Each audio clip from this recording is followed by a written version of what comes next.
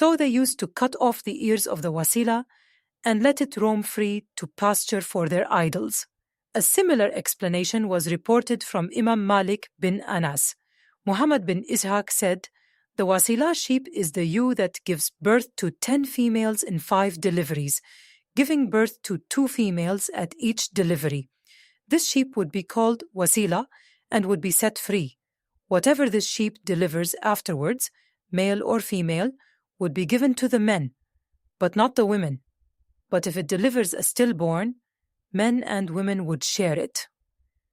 As for the ham, Al-Awfi said that Ibn Abbas said, "If a man's camel performs 10 copulations, they would call him a ham, so set him free."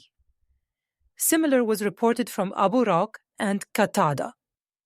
Ali bin Abi Talha said that Ibn Abbas said, "The ham is the male camel whose offspring gave birth to their own offspring. They would then proclaim, 'This camel has hama its back.'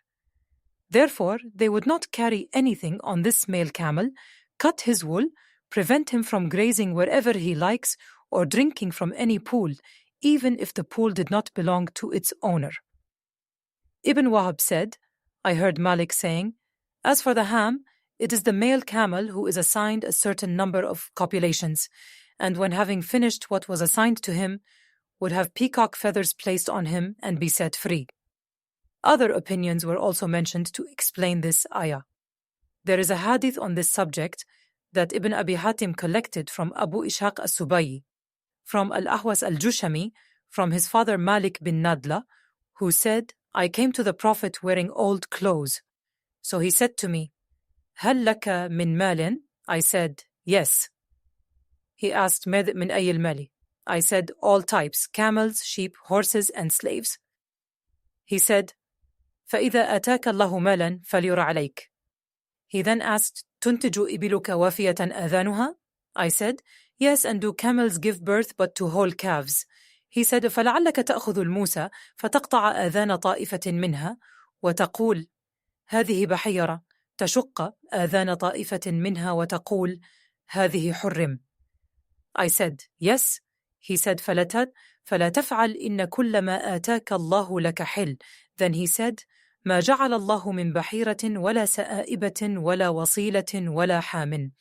As for the bahira, it is the animal whose ears were cut.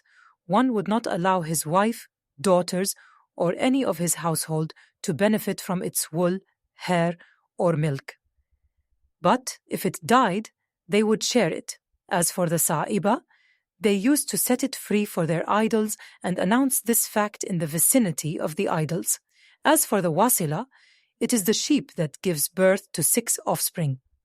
When she delivered for the 7th time, they would cut its ears and horns, saying, "It has wasalat," and they would not slaughter it, hit it, or prevent it from drinking from any pool. This hadith was narrated with the addition of the explanation of these words in it. In another narration for this hadith from Abu Ishaq, from Abu al-Ahwas, Auf bin Malik used his own words, and this is more sound. Imam Ahmad recorded this hadith from Sufyan bin Uyayna, from Abu az-Za'ra, Amr bin Amr, from his uncle Abu al-Ahwas, Auf bin Malik bin Nadlah, from his father Malik bin Nadlah. This narration also does not contain the explanation of Bahira, Ham, etc.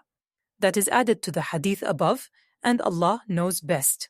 Allah's statement, وَلَكِنَّ الَّذِينَ كَفَرُوا يَفْتَرُونَ عَلَى اللَّهِ الْكَذِبَ وَأَكْثَرُهُمْ لَا يَعْقِلُونَ means Allah did not legislate these invented rituals, and He does not consider them acts of obedience.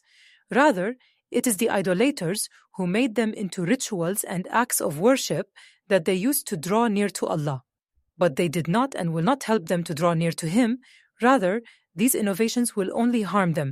وَإِذَا قِيلَ لَهُمْ تَعَالَوْا إِلَى مَا أَنزَلَ اللَّهُ وَإِلَى الرَّسُولِ قَالُوا حَسْبُنَا مَا وَجَدْنَا عَلَيْهِ آبَاءَنَا. Meaning, if they are called to Allah's religion, law and commandments, and to avoiding what He prohibited, they say, the ways and practices that we found our fathers and forefathers following are good enough for us.